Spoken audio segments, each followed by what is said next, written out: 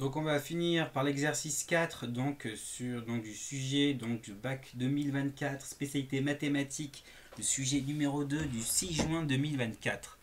Donc là on avait donc le dernier exercice, le 4, est sur les suites. Donc ici d'ailleurs défini par une fonction. Donc vous avez une fonction qui est définie sur 0 plus l'infini là, avec racine carrée de x plus 1. Et donc on vous dit que la fonction elle est dérivable sur cet intervalle. Question facile, montrer que f est, donc il manque un truc d'ailleurs, f est croissante sur 0 plus l'infini. Donc là on dérive, et on va étudier le signe de la dérivée, et montrer voir que f' est positif, donc f sera croissante. Ça c'est la stratégie qu'il faut déjà avoir en tête, puisqu'on a déjà la réponse, que la fonction est croissante. Donc on dérive, vous avez la forme racine de u, et vous savez qu'une dérivée donc, de racine de u, c'est u' sur 2 racines de u. Donc u c'est x plus 1. La dérivée de x plus 1 c'est 1, donc sur 2 racines de u.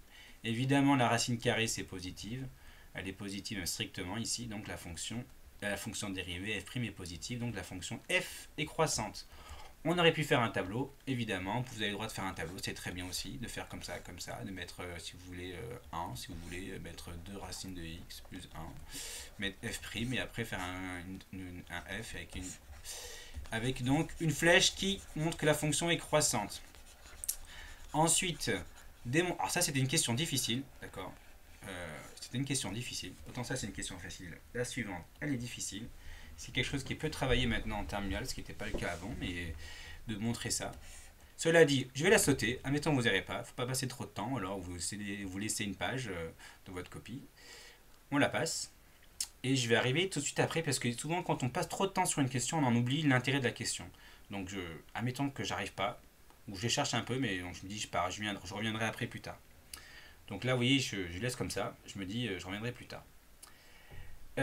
Du coup, là par contre on me dit en déduire, et ça voilà, ce qui est important c'est cette question là, finalement elle a pour but de vous faire trouver la question d'après, la question 3.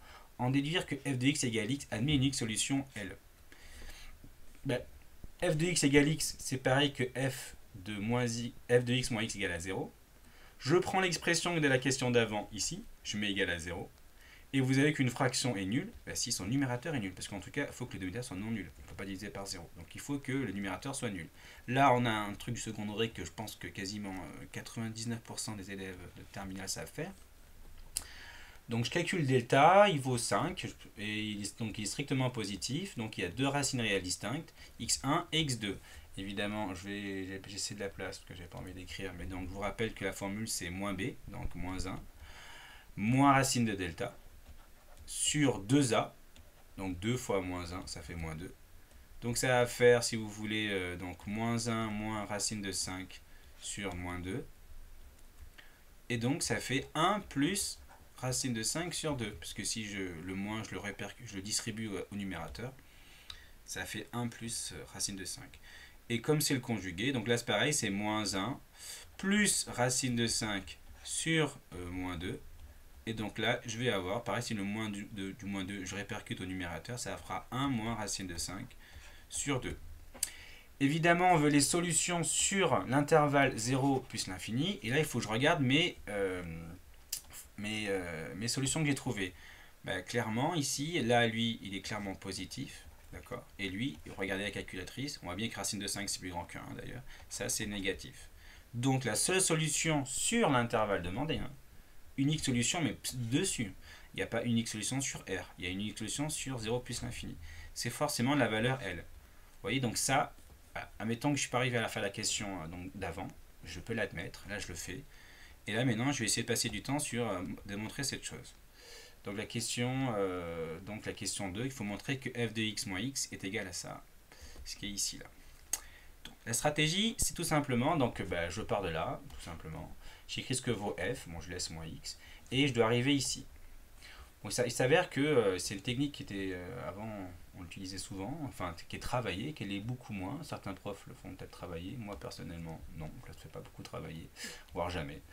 Donc ce qu'on appelle la méthode pas ceux qui font maths expert, ça souvent utilisé en maths expert, donc ils ne sont pas avantagés, c'est la méthode du passage au conjugué. Donc on va utiliser le fait que l'identité remarquable suivante, que a moins b facteur de a plus b, normalement vous savez tous que ça fait a carré moins b carré. Et c'est ce que je vais faire ici, en passant par le conjugué. Donc là, quand je suis là, ce que je vais faire, regardez, j'ai le droit de faire ça, j'ai le droit de faire ça.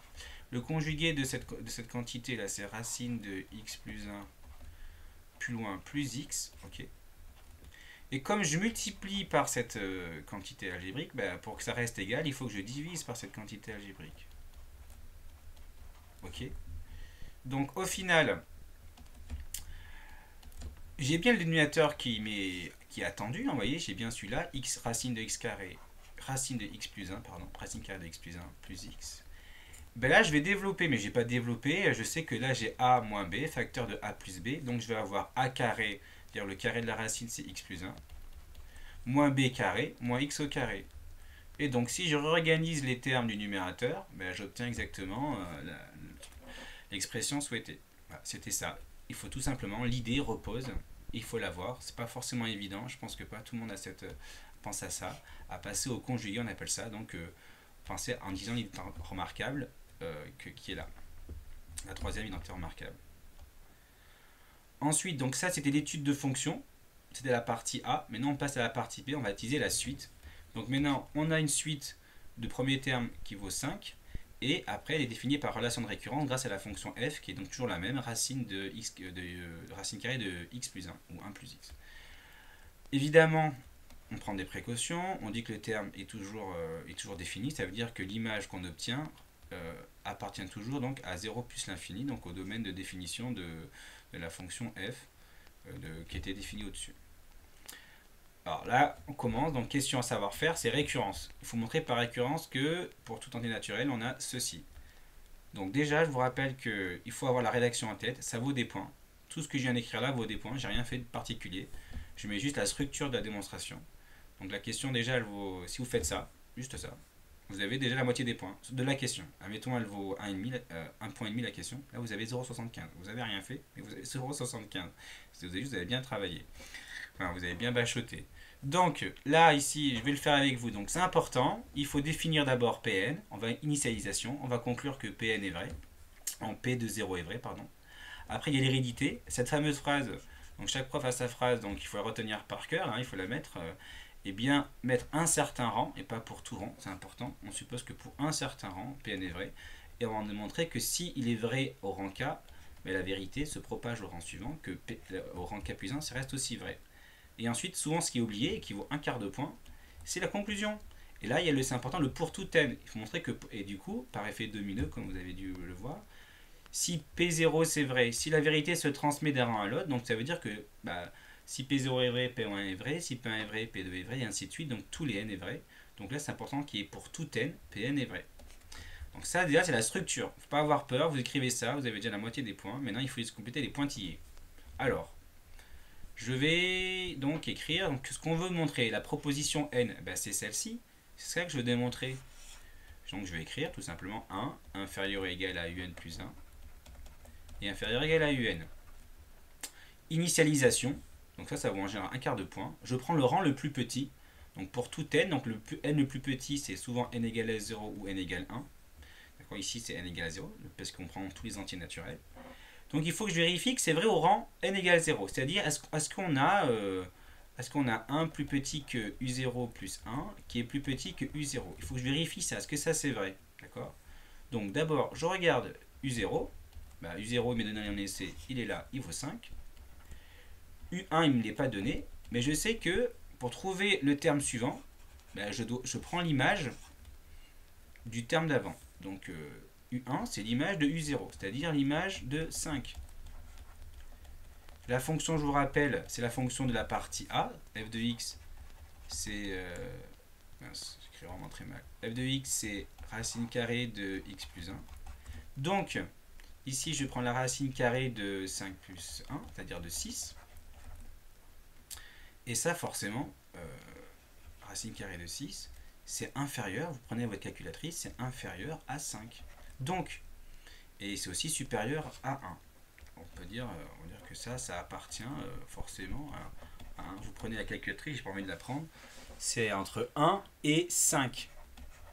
Prenez votre calculatrice, forcément, prenez un carré, le carré de 2 c'est 4, donc c'est même plus grand que 2, le carré de 3 c'est 9, donc c'est entre 2 et 3. et donc c'est bien plus petit que 5, et c'est bien plus grand que 1. Donc de ça,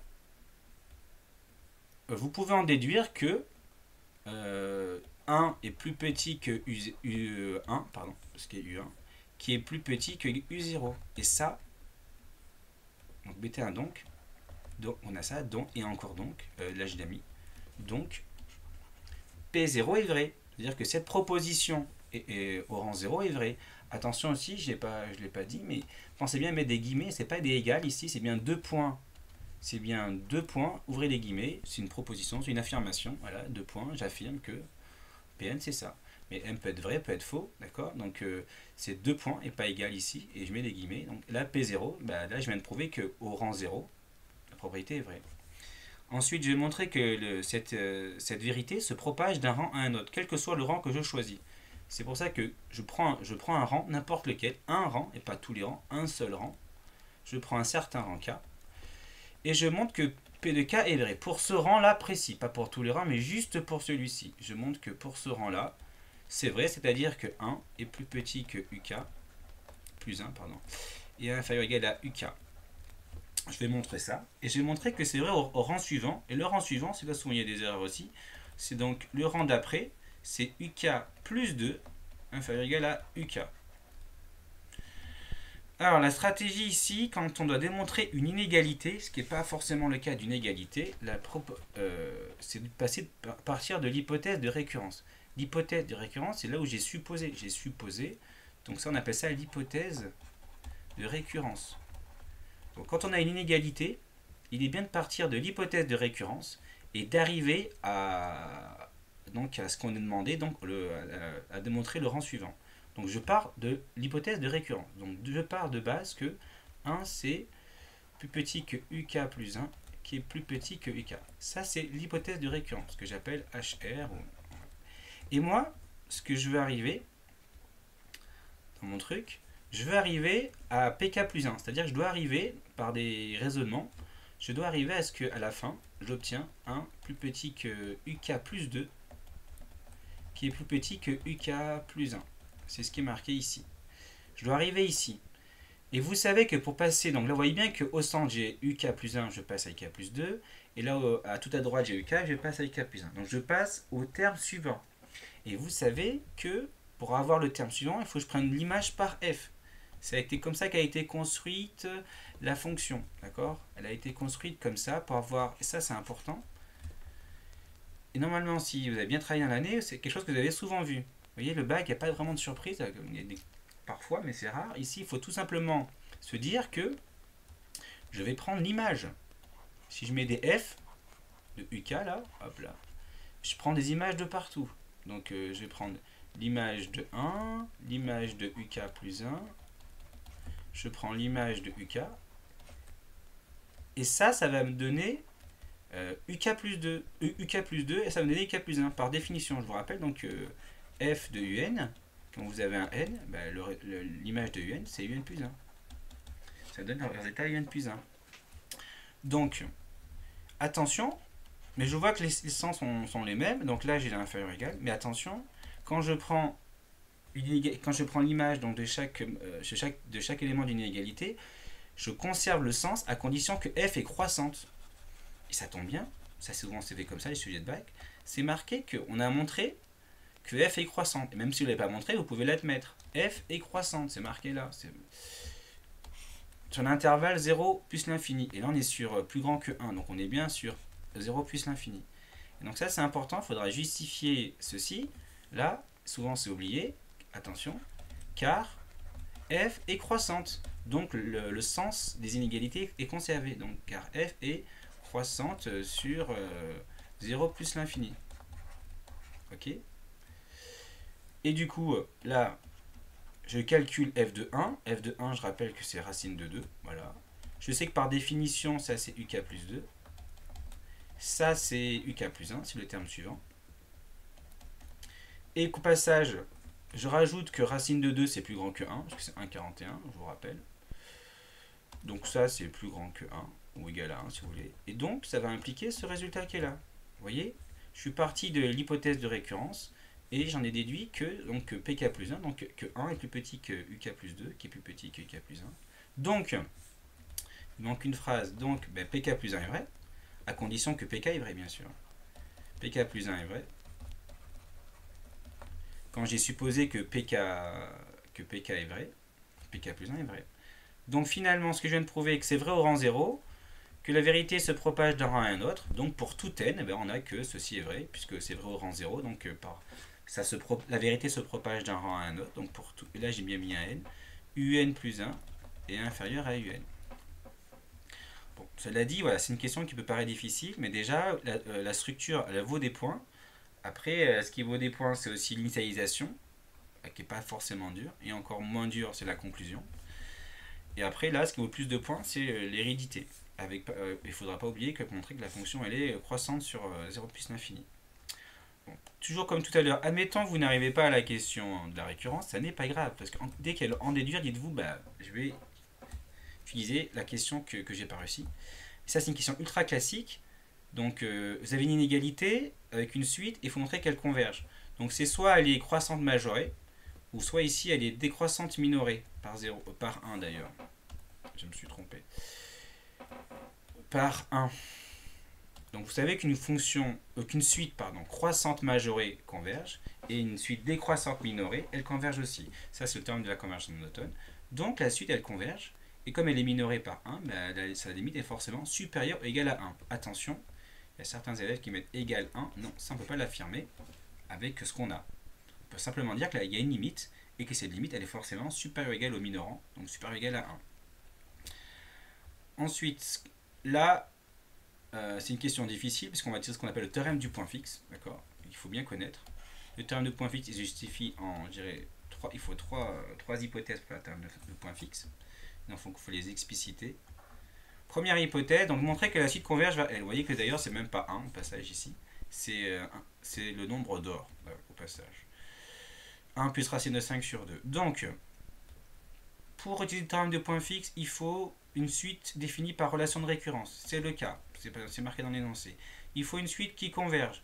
Oui, vers une limite, donc j'ai dit, je me suis trompé, c'est supérieur ou égal à 1.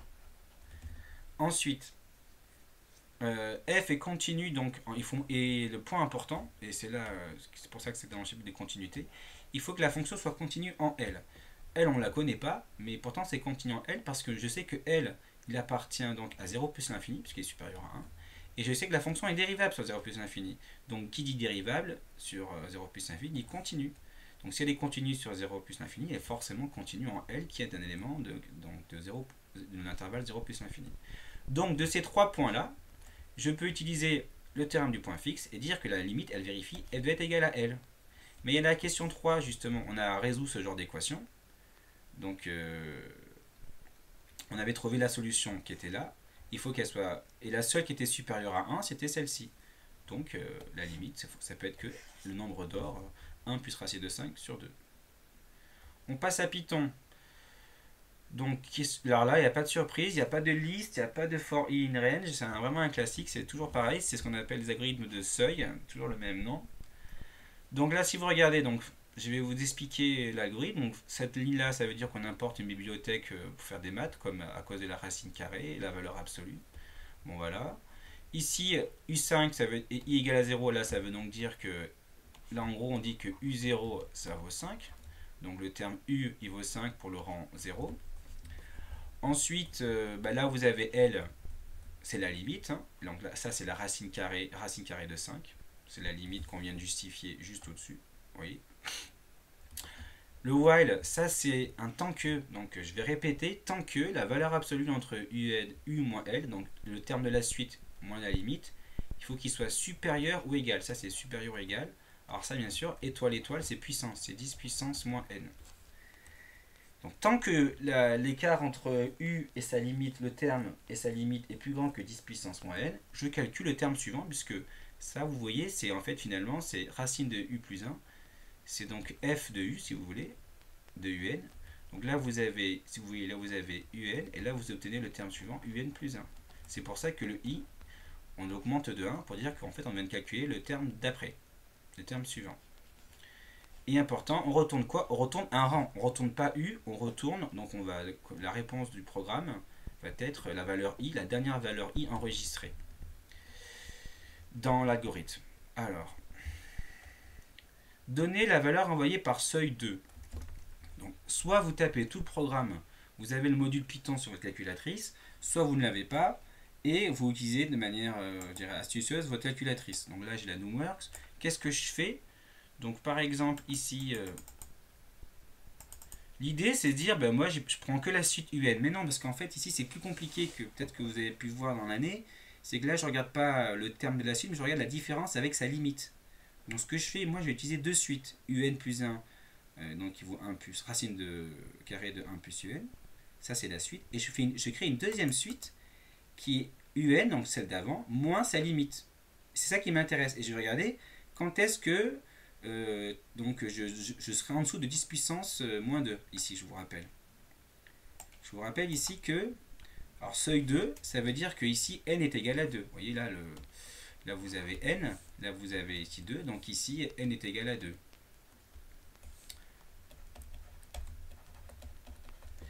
Donc, ça veut donc dire qu'il faut que la valeur absolue entre u moins l, tant qu'il est supérieur ou égal à 10 puissance moins 2, qui je vous rappelle c'est 0,01, tant que c'est supérieur à 2, je calcule le terme suivant. Et dès que il est plus petit que 10 puissance moins 2, j'arrête.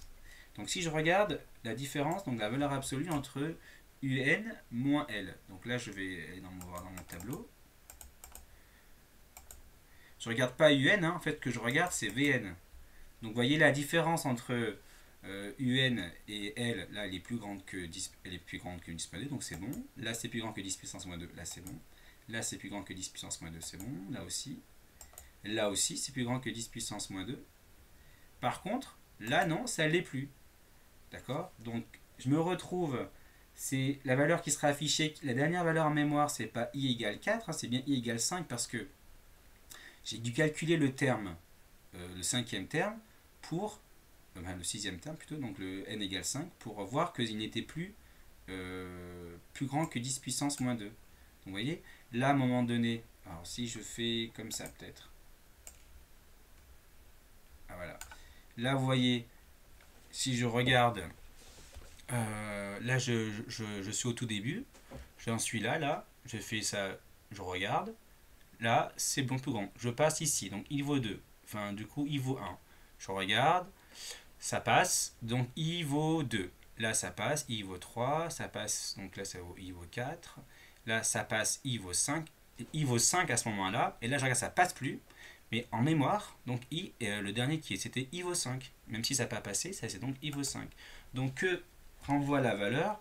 Bah, seuil 2, ça renvoie 5. Ok? Renvoie 5.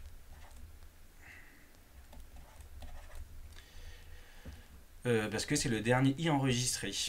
Maintenant, seuil 4, donc c'est 10 puissance moins 4, interpréter cette valeur dans le contexte de l'exercice. Donc bah là, ici c'est n qui vaut 5. Donc on cherche une approximation en fait de la limite à 10 puissance moins 4. Donc que signifie cette valeur envoyée? Donc c'est 9, donc U9. Et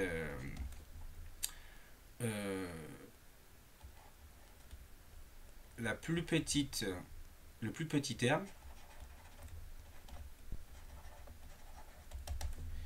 tel que, non, plus petit terme, tel que UN moins L, d'accord, est inférieur à 10 puissance moins 4. D'accord, c'est là où je me rapproche, à partir du rang 9, pardon, oui, ça, à partir du rang 9, la différence entre UN et L est plus petite que 10 puissance moins 4, je peux aussi dire ça. Donc c'est la première valeur, donc le plus petit terme, à partir duquel l'écart entre, en valeur absolue, la suite et sa limite est inférieur à 10 puissance moins 4. Voilà. Sujet terminé.